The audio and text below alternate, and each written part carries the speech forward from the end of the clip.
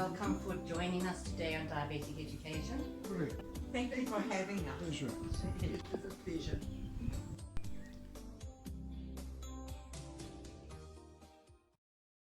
We will be trying to teach you how to deal with this disease that you've been diagnosed with. We presume that whilst you were in hospital and talking to your friends, you know a fair amount about the disease. If you haven't Googled it, we are here to try to teach you, also to try guide you, just try to give you a quick high and lows on what to look out for. The two main complications with diabetes is your hyperglycemia and your hypoglycemia. Hyperglycemia meaning very high sugars, hypoglycemia meaning a very low sugar. Hyperglycemia, okay, this is when your sugar is abnormally high. And once it reaches a level of 13, you need to act. What causes your sugars to go so high? It's not taking enough insulin, having too much food, incorrect food. If you have any type of infection, symptoms that you need to look out for. You'll become incredibly thirsty. Your appetite will increase. You'll have an insatiable hunger. You're going to be going to the bathroom frequently and passing large volumes of urine. You're going to be feeling tired and weak, lethargic, very dry mouth. You may have a headache and also start with stomach pains. So what to do if you're feeling any of those symptoms is, first of all, check your sugar. If you're getting a very high reading, check your sugar again. Also check that your sticks on your test kit have not expired, because this can give you a false reading. If you're getting a very high sugar reading, then take your insulin as prescribed by your doctor. After half an hour, you're going to recheck your sugar. If your sugar is remaining high, please phone your doctor or go to an emergency room as soon as possible. Now, hypoglycemia is when your sugar drops below 3.5. Okay, this is the dangerous one. Okay, this needs immediate action. What will cause your sugar to drop? If you have taken too much insulin or of your oral medication, can also cause your sugar to drop quite quickly. If you haven't had enough food, or if you've taken your insulin and there's a delay in your eating, this will also cause your sugar to drop very, very quickly. And also if you've done excessive exercising, the signs that you need to look out for are when you're going hypoglycemic is you're going to be dizzy, you're going to have cold sweats, you may become confused and very irritable, blurred vision, have an increased heart rate, so you're going to feel palpitations as if your heart is about to jump out of your chest. You may start shaking and have tremors, and if it has gone too far, if your sugar has dropped too low, you're going to become unconscious, you're going to be unresponsive, unable to talk. And obviously that is directed towards your family, as you are not going to be any the wiser if you become unconscious. So what do you do if you feel that your sugar is dropping? Okay, if you feel you're becoming hypoglycemic, the first thing you need to do is take something sweet. Right. We recommend that you keep a roll of Super C's. These mini rolls are perfect because they've got 5 sweets in, which is what is recommended if your sugar has dropped too low. You can also have something sweet to drink, like orange juice or a regular soda. This has to be followed by something to eat. We recommend a nice brown bread sandwich with cheese or peanut butter. This will help to elevate your sugar. After half an hour, recheck your sugar. If your sugar is remaining low, you need to get to a doctor or an emergency room as soon as possible. I cannot emphasize that enough. You will go into a coma if your sugar drops down any further. To the families, if your loved one has become unresponsive and is not talking to you, lie them on their side.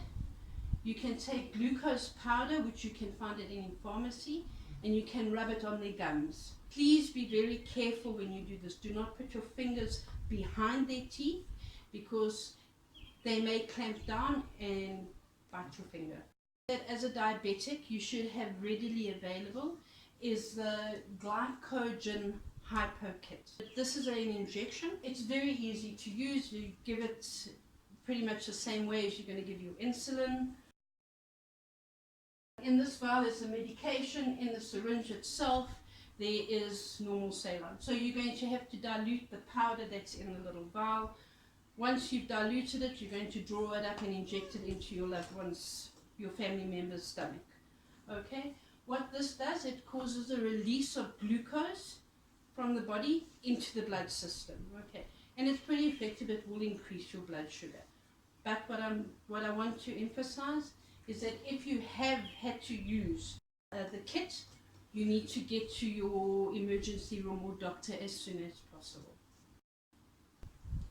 If you do not have your testing kit with you, for whatever you've left it at home, you've gone to the shops, and you start to feel strange, and you're not sure if you're having a high or a low, rather take something sweet immediately, your Super C's, have something to drink, and get to an emergency room or your doctor.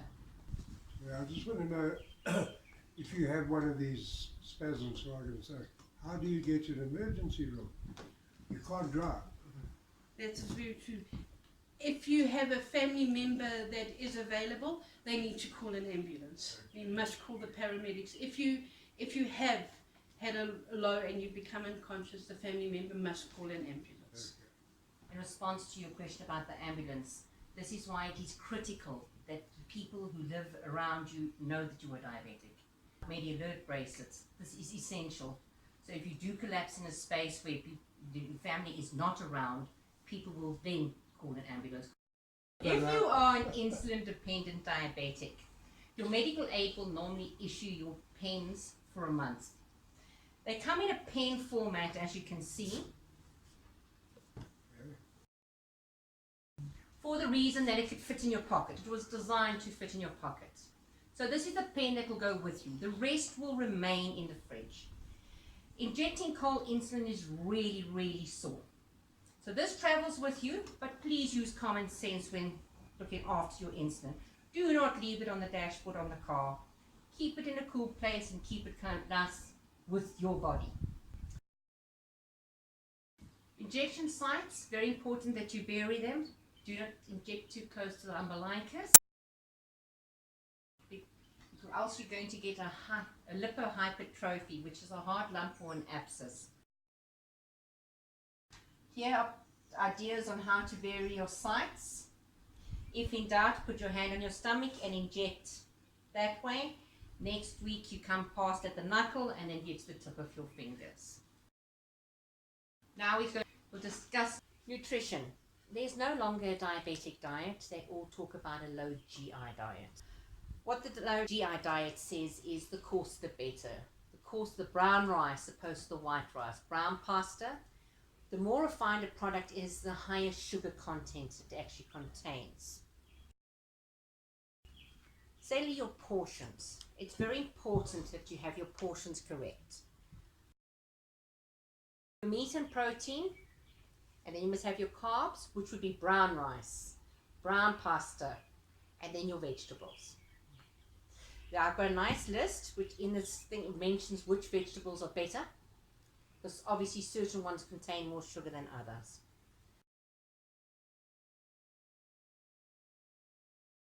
Fruit. You're allowed to have fruits, but within moderation. Everything in a diabetic diet is within moderation. Just remember there is sugar in fruits. So this might say, great, no sugar added. It has its own sugars in. So please do not drink 2 or 3 liters of fruit juice a day and wonder why your sugar is high. It will never come under control. There are things available in the market. You can get your really nice diabetic chocolates. Obviously try go for diet cool drinks if you need refreshments. What I would suggest, since you're newly diagnosed, is you make yourself a food diary. Write what your sugar is in the morning or before your meals, and write what you have consumed that day. Pay specific attention to brand names. Some people find that their sugar is high if they have a Coke Zero opposed to if they have Sprite Zero. So be very brand specific. So you can eventually figure out what is actually triggering your highs. There are many views regarding snacks and diabetes. The old insulin definitely required snacks because you had long pauses. Nowadays, they do not necessarily have to have snacks because the insulins are more refined and designed to be given at the time that you take your food. So snacks are not necessarily essential. But if you do find you're prone to having a bit of a dip in the afternoons and feeling really down, you're allowed to have a snack, but obviously with import. We suggest keeping peanuts. Try avoid the raisins, they have too much sugar. A roll of diabetes sweets, a small fruit in between meals if you need. Some people find at night they need to have something just before they go to sleep or else they feel horrible in the mornings. Makes management much easier. Just remember, moderation with all your meals. This is a yes, and that is a no.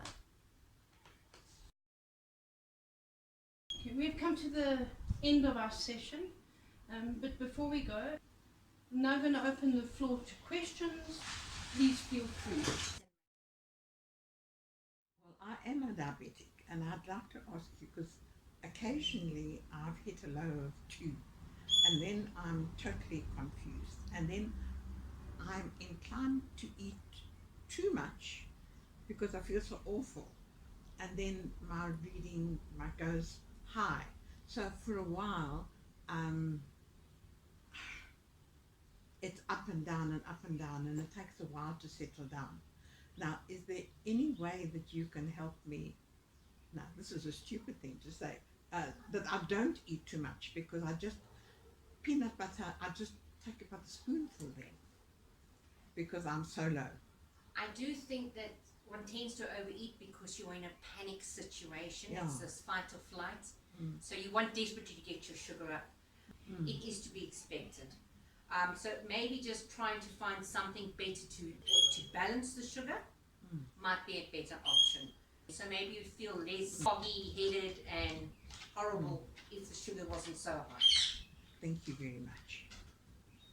Is there any relationship between diabetes and smoking? I've lost a leg. Everybody asks me, have you had diabetes? I said, no. Well, diabetes causes narrowing of your blood vessels, Yes. as does smoking. Smoking can cause your blood vessels to narrow, so you're going to have a decreased peripheral blood flow, which can cause the necrosis of your limbs. Okay.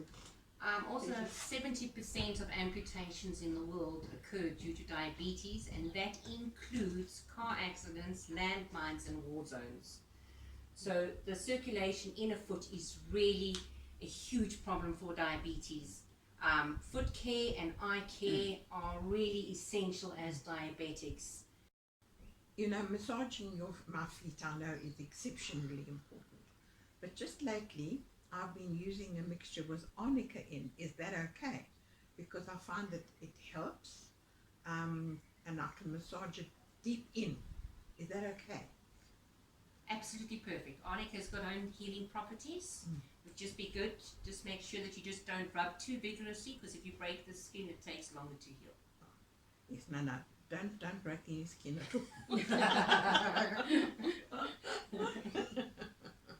Each of you will be getting a pamphlet which gives you a nice idea of your food plate, how much food you should be taking, and of what you should be taking, as Sister Sue discussed. Okay, thank you once again for attending our talk. We really, really appreciate the effort of you coming today. Before we go, I just want to hand out these few, a roll each of Super C's. A roll of Super C's for you to keep in your handbags. There we go, in case you have a sugar low. Thank you for having us. Pleasure. It was a pleasure.